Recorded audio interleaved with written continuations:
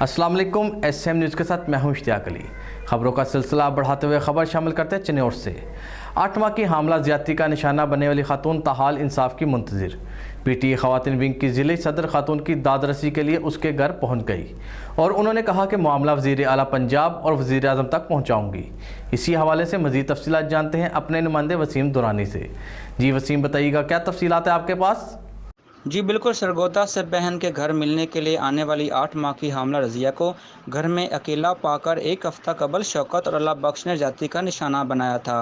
PTI खवातीन wing की ज़िले सदर अक्सयात लाली मुतासरा ख़ानदान के घर पहुँच गईं। इस मौका पर मुतासरा खातून की रिश्तेदार खातून का कहना था कि मुलज़मान बाअसर हैं और पुलिस सुलह के लिए दबाव डाल रही है, असल मुलज़िम को गिरफ़्तार नहीं किया जा रहा।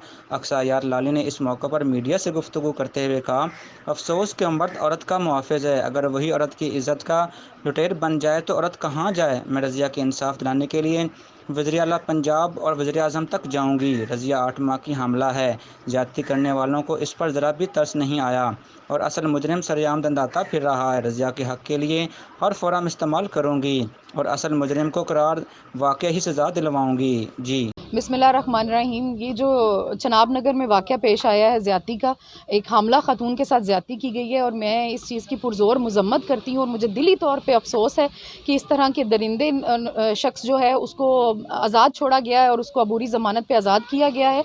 और मैं मुतालबा करती हूँ CM साहब से और प्राइम मिनिस्टर साहब से कि इन लोगों को कड़ी से कड़ी सज़ा दी जाए और DPO साहब से भी हम जिस हद तक इसमें साथ दे सकें इनका ज़रूर देंगे, क्योंकि ये हैवानियत की इंतहा है कि आप एक हामला खातून है जिसके साथ 2 लोगों ने ज़्यादती की है और इस जुल्म के ख़िलाफ़ हम लोग आवाज़ उठाएंगे।